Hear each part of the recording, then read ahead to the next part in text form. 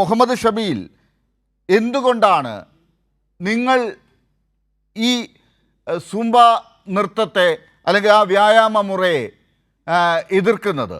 ഇത് പൊതുവിദ്യാലയങ്ങളിൽ ഇപ്പോൾ വലിയ രീതിയിൽ കുട്ടികൾ അത് ഏറ്റെടുക്കുകയും സംസ്ഥാനത്തെ രക്ഷിതാക്കൾ ഉൾപ്പെടെ പൊതുസമൂഹം ഉൾപ്പെടെ ഇപ്പോൾ മാധ്യമങ്ങൾ നോക്കിയാൽ നമുക്കറിയാം അവരെല്ലാവരും അതിനെ വരവേൽക്കുകയാണ്. ഇക്കാര്യത്തിൽ ഇപ്പോൾ സർക്കാരിനെതിരെ വിമർശനം നിങ്ങളിൽ ചിലരുടെ ഭാഗത്തു നിന്നുണ്ടായപ്പോൾ പിന്മാറരുത് സർക്കാർ എന്നാണ് സർക്കാരിനെ രാഷ്ട്രീയമായി എതിർക്കുന്നവർ പോലും പറയുന്നത്.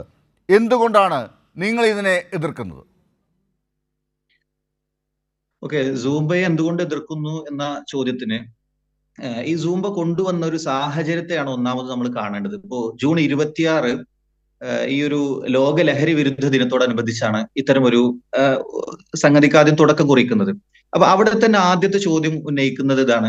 നമ്മൾ ആദ്യം പോയിന്റ് ഔട്ട് ചെയ്തൊരു വിഷയം ഇതാണ്: എന്താണ് ഈ ഒരു സൂംബ ഡാൻസിലൂടെ ലഹരിക്കെതിരെ വ്യത്യസ്തങ്ങളായ ബോധവൽക്കരണങ്ങളും കാര്യങ്ങളൊക്കെ സർക്കാരിന്റെ ഭാഗത്ത് പലതും ഉണ്ടാകുന്നുണ്ട്. പക്ഷേ അതിന്റെ ഏറ്റവും ഉയരത്തിൽ നിൽക്കേണ്ട ഒരു സന്ദർഭമാണ് ലോക ലഹരി വിരുദ്ധ ദിനം എന്ന് പറയുന്നത്. ആ ഒരു ദിനത്തിൽ എല്ലാ ക്യാമ്പസുകളിലും അല്ലെങ്കിൽ എല്ലാ സ്കൂളുകളിലും ആ നിലക്ക് നമ്മൾ ഏറ്റവും കൂടുതൽ കണ്ടതും ആ നിലക്ക് മുഴങ്ങിക്കേട്ടതും ഒക്കെ സൂംബ ഡാൻസ് ആണ്. ആ ഒരു സൂംബ ഡാൻസിലൂടെ എന്താണ് ലഹരിക്കെതിരെയുള്ള ഒരു പോരാട്ടം എന്ന നിലക്ക് അത് നമ്മളൊക്കെ ചെയ്യുന്നതാണ്.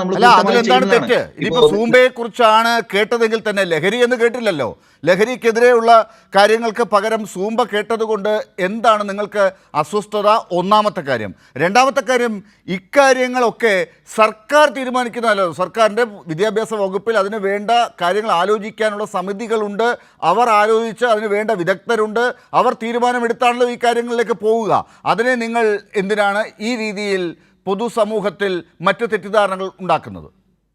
ഓക്കെ, ഞാനൊന്ന് പൂർത്തിയായിട്ട് ഞാൻ പറഞ്ഞു വന്നത്, ഈ സൂംബ ഡാൻസ് കൊണ്ടുവന്ന ഒരു പശ്ചാത്തലം എന്ന് പറയുന്നത് ഒട്ടും അതിന് അനുയോജ്യമല്ല എന്നതാണ് നമ്മുടെ ഒന്നാമത്തെ പോയിന്റ്.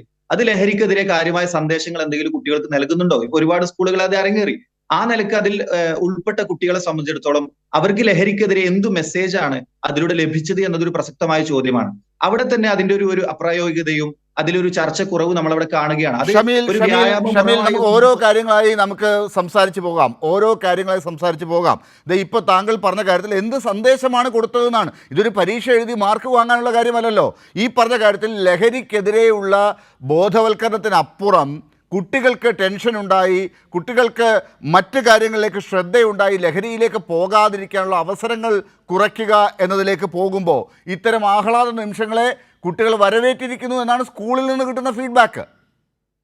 ഓക്കെ, ഞാൻ അതിലേക്ക് തന്നെ വന്നത്. ഇപ്പോ ഈ ഒരു ലഹരിക്കെതിരെ ഒരു സന്ദേശം കൈമാറുന്നില്ല എന്നത് ഒന്നാമത്തെ അതിന്റെ ഒരു പ്രശ്നമായി നമ്മൾ ചൂണ്ടിക്കാണിക്കണം. രണ്ടാമത്തെ പ്രശ്നത്തിലേക്ക് വരുമ്പോൾ ഇനി അതൊരു കേവല വ്യായാമ മുറയായി കണ്ടുകൂടെ എന്നതാണ്. അങ്ങനെയല്ല ഇത് അവതരിപ്പിക്കപ്പെട്ടത് എന്നുകൊണ്ടാണ് ഇതൊരു പ്രശ്നവൽക്കരിക്കപ്പെടുന്ന ഒന്നാമത്തെ സാഹചര്യം ഉണ്ടായത്.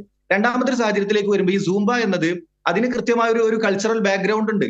അത് കൊളംബിയയിൽ തുടക്കം കുറിച്ച് അതിന്റെ ഒരു പിന്നാമ്പുറങ്ങളിൽ ലാറ്റിൻ അമേരിക്കൻ പോപ്പ് കൾച്ചറും കാര്യങ്ങളൊക്കെ ഉണ്ട്. അതിന്റെ അകമ്പടിയോട് കൂടിയാണ് അത്തരമൊരു വ്യായാമ മുറയാണെങ്കിലും അതുപോലെ ഡാൻസ് രൂപവും ഒക്കെ സംയോജിപ്പിച്ചുകൊണ്ടുള്ള അത്തരമൊരു രീതി വരുന്നത്. അതുകൊണ്ട് അതിലെ കൾച്ചറൽ എലമെന്റുകളോട് യോജിക്കാത്ത വിദ്യാർത്ഥികളും അധ്യാപകരും രക്ഷിതാക്കളൊക്കെ ഉണ്ടാകില്ലേ? ഇതൊരു പൊതുവിദ്യാലയമല്ലേ? ഈ നാട്ടിലെ അതുണ്ടാകുമോ എന്ന് പരിശോധിക്കണ്ടേ? അക്കാര്യങ്ങൾ നോക്കിയിട്ടായിരിക്കുമല്ലോ സ്കൂളിൽ കാര്യങ്ങളൊക്കെ കൊണ്ടുവരുന്നത്.